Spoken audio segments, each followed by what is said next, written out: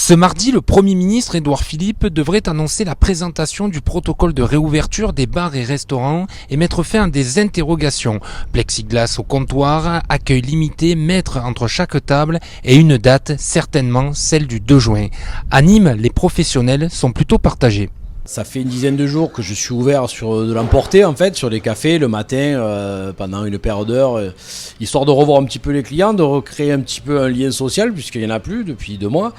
Donc je pense que le 2 juin je vais continuer à ouvrir, peut-être de la même façon que ce que c'est là.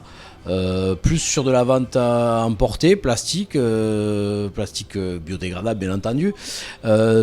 Pas mettre toutes les tables qu'il y avait avant, j'avais 16 tables, je ne mettrai peut-être que 10. Notre métier est avant tout un métier de convivialité où on vient amener une distraction au client. S'il veut simplement boire un coup, il peut le boire chez lui.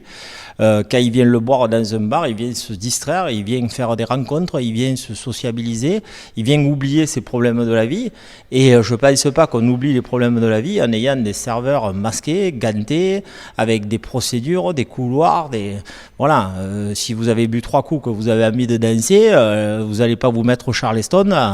Allez, on ne se touche pas, juste comme ça. Non. Je pense que les conditions ne sont pas réunies pour réouvrir. C'est coûteux et inconcevable par rapport à cette profession. Le coût des travaux pour répondre aux normes sanitaires, c'est surtout ça qui inquiète ces chefs d'entreprise. Moi, par exemple, qui n'ai que du service au comptoir le soir, c'est vrai que si on me met beaucoup de règles de nettoyage de table, de distanciation entre les tables, c'est-à-dire que les jeunes parfois bougent leur table pour être l'un à côté de l'autre, ça veut dire qu'il va falloir que j'ai du personnel en plus, alors que ça va pas être une période qui sera peut-être au début très folichonne. Donc ouais, voilà, c'est ça, c'est de ne pas avoir à embaucher du monde pour pouvoir gérer toutes ces contraintes, en sachant qu'on aura en plus une baisse d'activité normale par rapport à l'anxiété que peuvent avoir les gens, quoi. On est content, on a tous envie de réouvrir. On s'adaptera, mais c'est sûr que voilà, on espère que ça sera pas trop contraignant pour nous. Donc déjà, service au comptoir, il ne faut pas y compter dessus.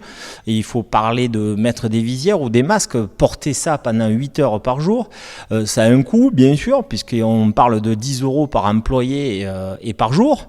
Et là, on leur demande d'investir des milliers d'euros dans du matériel pour pouvoir recevoir les gens. Alors qu'il y a de fortes chances entre vous et moi que d'ici un mois, ce matériel ne serve plus à rien. Là, à l'heure d'aujourd'hui, moi, j'ai fait mon bilan.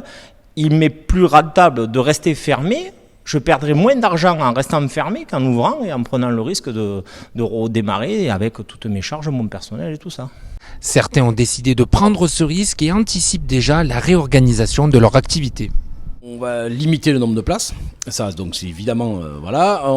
Je vais juste agrandir ma surface de comptoir. Je vais travailler tout seul derrière un comptoir, donc il y aura plus de service, pas de service au plateau dans un premier temps. Donc je vais faire en fonction de pouvoir travailler tout seul simplement derrière mon comptoir, quelques tables.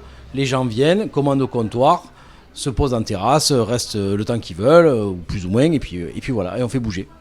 D'autres attendront donc de retrouver des conditions normales pour ouvrir. On ne va pas les recevoir dans un hôpital. Voilà, les masques et les gants, il faut que ça soit réservé aux professionnels qui en ont véritablement besoin. Nous, on n'est pas là pour ça. Voilà, chacun son métier.